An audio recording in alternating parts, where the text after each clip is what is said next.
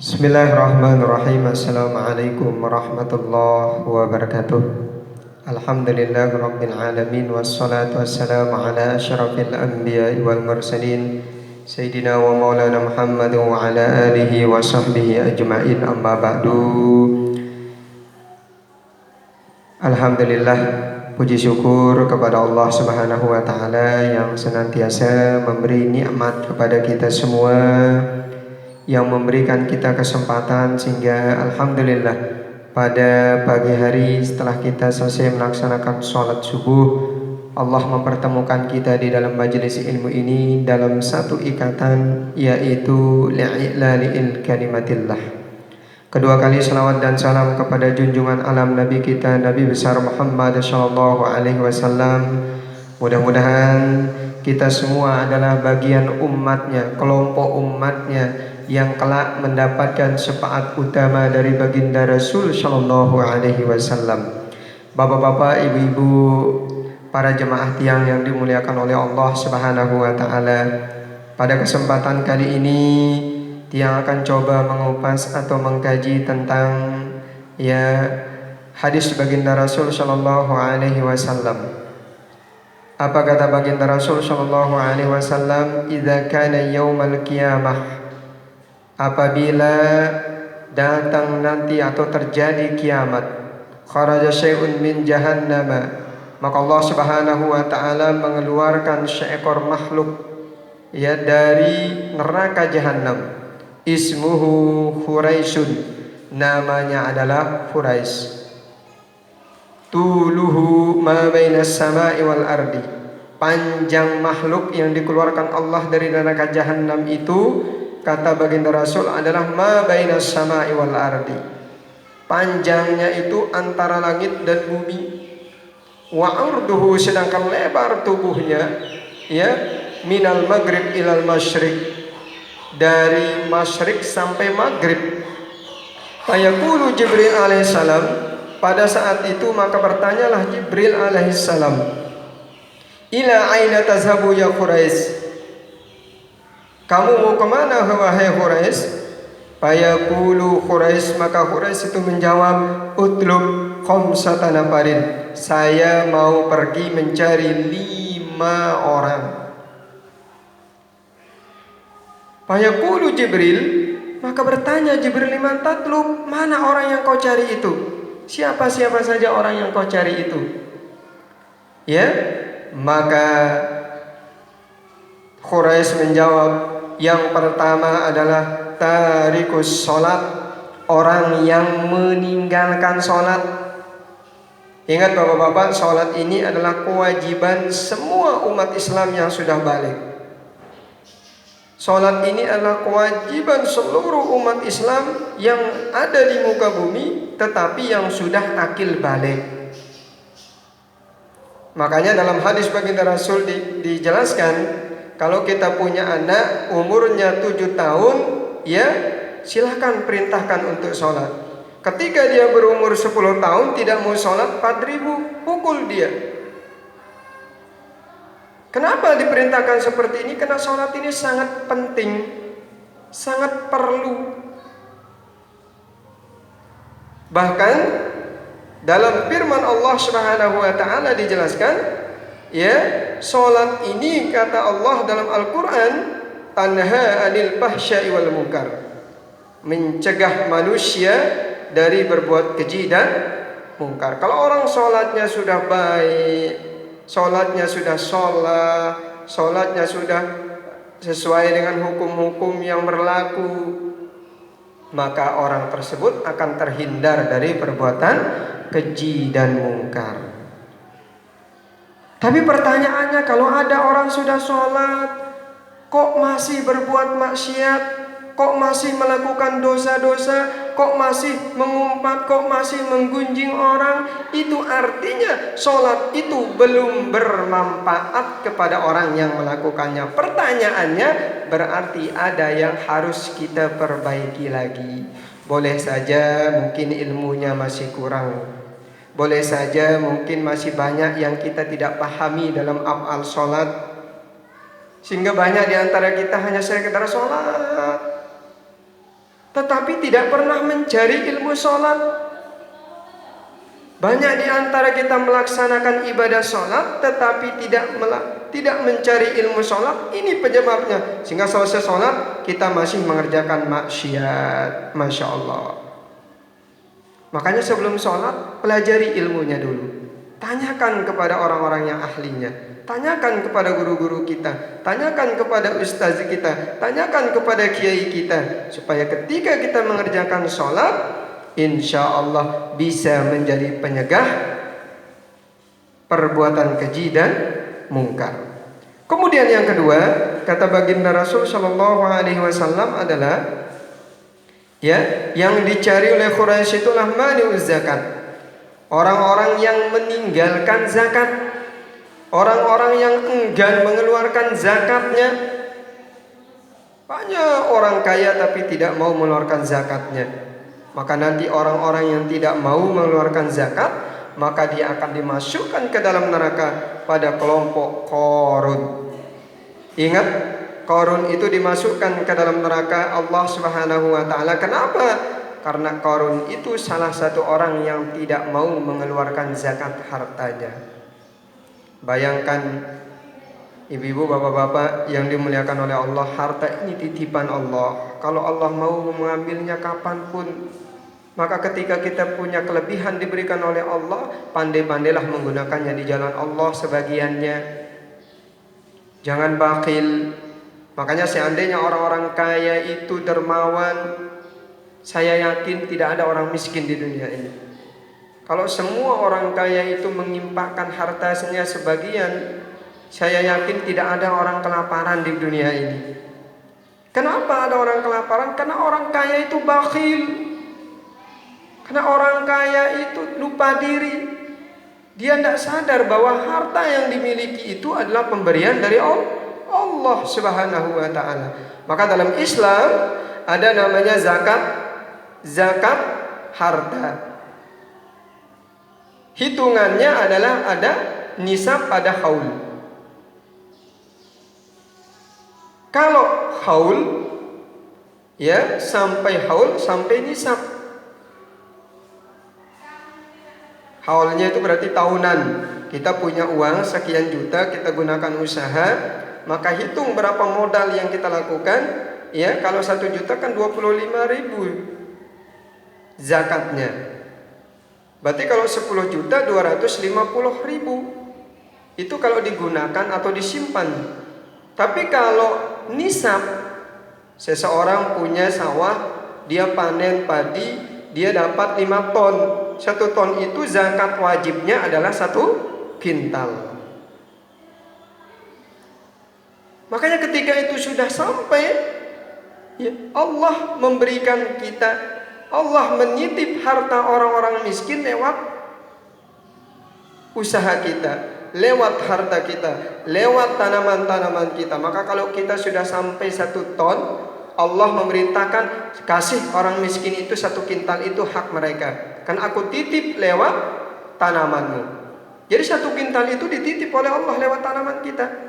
Maka jangan bakhil jadi orang. Dapat 1 kintal diam terus, cuek terus, lupa diri.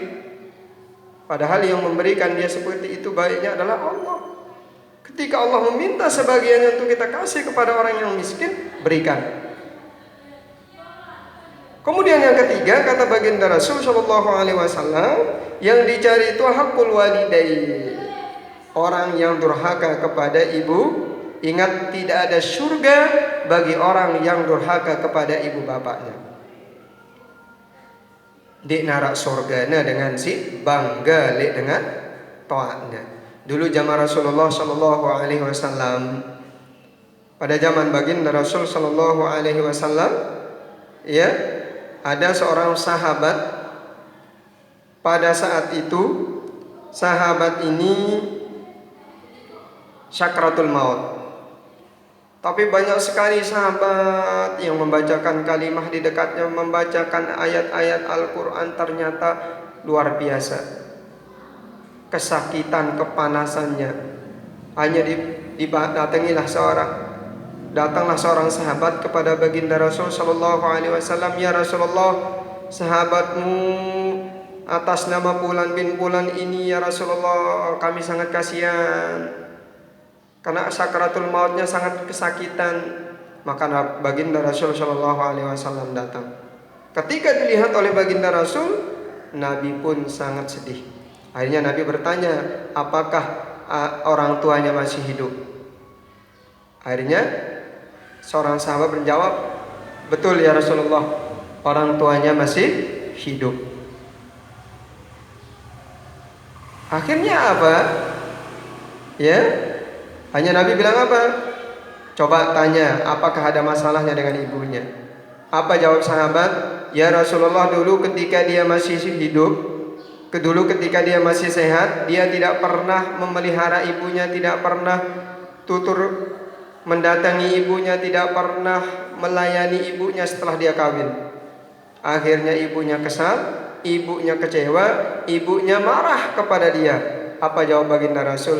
Ayo datangi orang tuanya.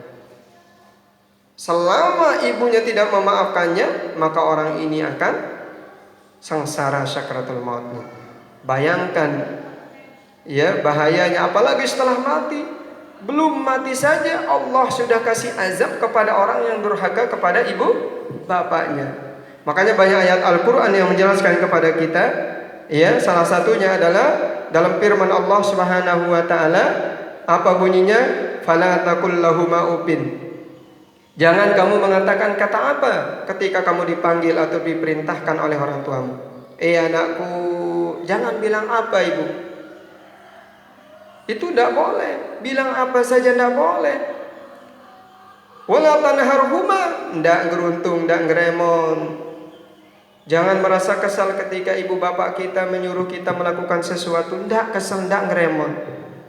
Li'annahuma qaulan karim. Karena setiap ucapan ibu bapak itu adalah mulia. Satu kisah lagi saya gambarkan. Ada seorang laki-laki pada masa hidupnya luar biasa. Ibunya lanjut usia, tua ibunya. Selalu kemana-mana. Ibunya mau buang air besar, dia layani. Ibunya mau kencing dilayani, ibunya mau makan dilayani, kemana-mana ibunya dirangkul, Masya Allah. Akhirnya pada suatu ketika, pada saat itu diceritakan dalam tarikhnya, dijelaskan dalam tarikhnya, ketika Nabi Sulaiman alaihissalam ya jalan-jalan bersama Jibril di dasar laut. Pada saat itu Nabi Sulaiman bersama Jibril kaget melihat ada kerang laut. Ketika kerang laut itu terbuka mengeluarkan sinar yang luar biasa terangnya. Akhirnya Nabi Sulaiman pun untuk menghilangkan penasarannya datang bersama Jibril. Setelah dibuka kerang itu, ternyata ada seorang laki-laki yang sedang ibadah di dalamnya di sana. Ditanya sama Nabi Sulaiman, wahai pemuda atau laki-laki, amalan apa yang kamu lakukan di dunia sehingga Allah memuliakanmu seperti ini? Apa jawabnya? Amalanku tidak ada. Aku hanya berbakti kepada ibu bapakku sampai dia wafat. Yang membuat aku mulia ini sampai saat seperti ini adalah kebaktianku kepada ibu bapakku. Maka hati-hati, jangan sampai ibu bapak itu berdoa yang tidak-tidak. Maka saya sarankan kepada bapak-bapak atau ibu-ibu, terutama ini ibu-ibu, semarah apapun kepada anaknya, jangan sampai mengeluarkan ucapan yang tidak baik. Karena boleh jadi ucapan yang ibu ucapkan saat itu adalah doa yang diijabah oleh Allah. Karena ingat, ada 3 doa yang tidak ditolak oleh Allah. Yang pertama adalah doanya orang miskin. Hati-hati, jangan menzalimi orang miskin. Yang kedua, doanya orang yang dizalimi. Yang ketiga adalah doanya seorang ibu bapak. Maka ketika ada anak yang durhaka kepada ibunya kemudian dia berdoa, maka wajib dia terima musibah itu. Wajib dia terima apa yang didoakan oleh ibu bapaknya. Ketika anak itu menjadi pengusaha sukses, kemudian ibunya berdoa dia akan bangkrut, bangkrut sudah. Hati-hati. Jangan terlena dengan kekayaan sesaat sehingga menyebabkan kita durhaka kepada ibu bapak kita. Jangan terlena dengan jabatan yang membuat kita durhaka kepada ibu bapak kita. Jabatan itu bersifat sementara. Tapi kalau doa ibu bapak luar biasa. Hati-hati teman-teman, ibu-ibu, bapak-bapak yang dimuliakan oleh Allah. Kemudian yang keempat, yang akan dipanggil atau dicari oleh Quraisy itu, kata baginda Rasul, adalah syarikul khamri, orang yang sesuka minum khamr dengan si girang minum beram. Orang yang suka meminum khamr, hati-hati, ini dicari oleh Quraisy. Dicari dia oleh Quraisy. Jangan sekali-kali meneguk yang namanya minuman, karena setiap minuman yang masuk dalam tubuh kita itu akan menyebabkan Allah Subhanahu wa ta'ala menyebabkan kita tersentuh dengan api neraka. Kalaupun hanya satu tetes. Kalau sudah masuk dalam tubuh itu akan mendarah daging. Hanya yang tumbuh dalam tubuh itulah yang akan dicuci oleh Allah Subhanahu wa ta'ala menyebabkan kita masuk neraka kelak. Yang kelima, kata baginda Rasul, al-mutakallimu fil masjid, orang yang suka berbicara di masjid. Naik masjid kok membicarakan usahanya, naik masjid kok membicarakan orang lain, naik masjid kok membicarakan aib orang, naik masjid kok ngomongin orang. Nauzubillahi min. Bahkan dalam beberapa kitab para ulama, termasuk dalam kitab Hidayatus Syalikin, dikatakan kalau ada orang yang mengumumkan masalah keduniaan, seperti dia mengumumkan sandal hilang, dia mengumumkan uang hilang, dia mengumumkan arloji hilang, dia mengumumkan sapi hilang, doakan dia, kata baginda Rasul, supaya jangan ketemu. Kalau ada orang mengatakan, bapak-bapak, ibu-ibu, kepeng tiang hilang di masjid, maka kita berdoa, ya Allah, mudah-mudahan tidak akan daitan. Karena masjid itu bukan tempat orang mencuri. Dilarang kita, apalagi mengungkapkan ucapan-ucapan yang jelek, apalagi menggunjing orang. Di masjid itu kita mengajarkan ilmu kepada orang. Di masjid itu tempat beribadah, tempat kita menyembah Allah, bukan tempat menyakiti perasaan orang lain, bukan tempat kita menyinggung orang, bukan tempat kita memfitnah orang. Makanya kalau ada orang yang membicarakan bisnisnya di dunia, itu termasuk kelompok orang yang nanti akan dicari oleh Quraisy. Hati-hati. Tak boleh ibu-ibu membicarakan tentang masalah dunia di masjid. Kalau sudah nyampe di masjid, baca tasbih, subhanallah, subhanallah, baca tahmid, alhamdulillah, alhamdulillah, baca takbir, Allahu akbar, Allahu akbar, baca tahlil, la ilaha illallah. Tidak ngerasa kecengian dengan, tidak ngerasa masalah dunia. Lele masjid apa rasanya, pira tumpi tembakon dah, pira ajin sebianda, pira ajin komak dah. Masya Allah, di masjid itu tempat kita beribadah kepada Allah. Di masjid itu tempat kita menyembah Allah, tempat kita berzikir kepada Allah. Jangan membicarakan masalah keduniaan.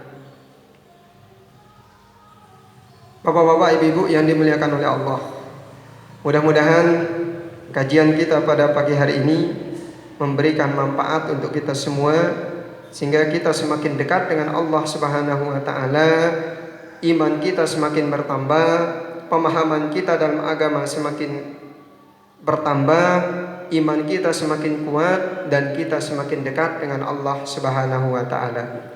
Yang cukupkan sampai di sini. Mudah-mudahan ada manfaatnya, ada barokahnya. Akhiri dan ucapan, hadanallahu wa iyyakum ila sabilil mananallahu al-muwaffiq ila aqwamit thariq. Assalamualaikum warahmatullahi wabarakatuh.